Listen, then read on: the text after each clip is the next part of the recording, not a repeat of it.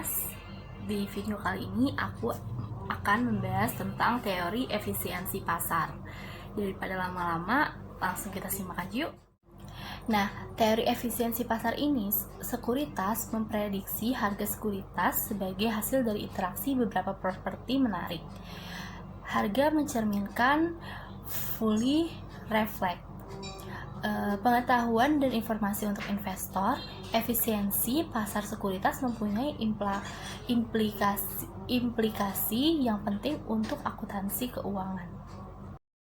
Nah, efisiensi pasar yang ditinjau dari sudut informasi saja disebut dengan efisiensi pasar secara informasi atau informationality efficient market. Sedangkan efisiensi pasar yang ditinjau dari sudut kecanggihan pelaku pasar dalam mengambil keputusan berdasarkan informasi yang tersedia dimakan dengan efisiensi pasar secara keputusan menurut Tejandra tahun 2006. Nah, teori efisiensi pasar akuntansi digambarkan sebagai suatu keadaan kompetisi dengan sumber informasi lain seperti berita-berita, analisa keuangan, dan bahkan harga pasar itu sendiri. Pasar dapat dikatakan efisien apabila harga-harga sekuritas yang ada mencerminkan secara penuh informasi yang tersedia. Nah, dalam hal ini, informasi yang tersedia bisa meliputi informasi di masa lalu, atau misalkan laba perusahaan tahun lalu. Nah, informasi saat ini, misal rencana kenaikan dividen di tahun ini, serta informasi yang bersifat pendapat atau opini rasional yang beredar di pasar yang bisa mempengaruhi perubahan harga. Aspek penting dalam menilai efisiensi pasar adalah dengan melihat seberapa cepat suatu informasi baru yang penting diserap oleh pasar yang tercermin dalam penyesuaian menuju harga keseimbangan yang baru. Itu menurut Widyasari, Sufa, Amalia, dan Praswati pada tahun 2016.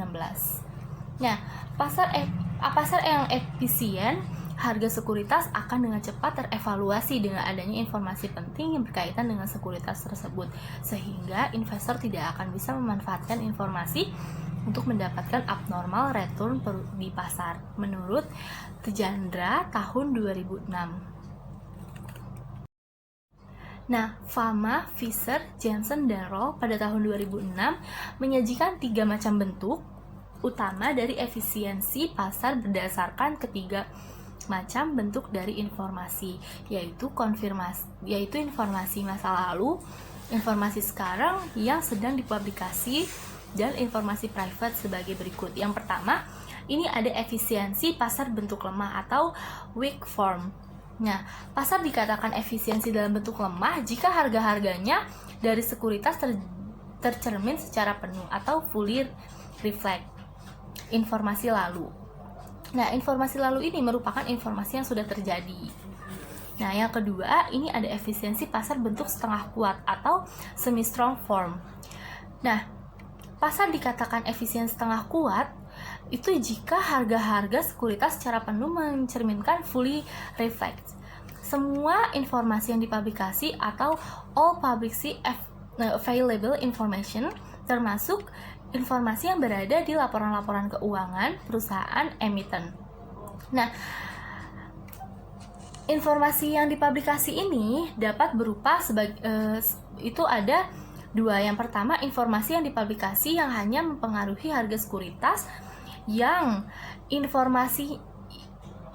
mempublikasi informasi tersebut. Nah, informasi yang dipublikasi ini merupakan informasi dalam bentuk pengumuman oleh perusahaan emiten. Yang kedua, itu informasi yang dipublikasi yang mempengaruhi harga-harga sekuritas sejumlah perusahaan. Informasi yang dipublikasi dalam berupa peraturan pemerintah atau peraturan dari regulator yang hanya berdampak pada harga-harga sekuritas perusahaan yang terkena regulasi tersebut. Kemudian di sini ada efisiensi pasar bentuk kuat atau strong form. Nah, pasar dikatakan efisiensi dalam bentuk kuat jika harga-harga sekuritas secara penuh mencerminkan atau fully reflect semua informasi yang tersedia termasuk informasi yang private. Nah, jika pasar hadir untuk memberikan informasi-informasi terkait sekuritas efisien dalam bentuk ini, maka tidak ada individual investor atau grup dari investor yang dapat memperoleh keuntungan tidak normal atau abnormal return karena mempunyai informasi private.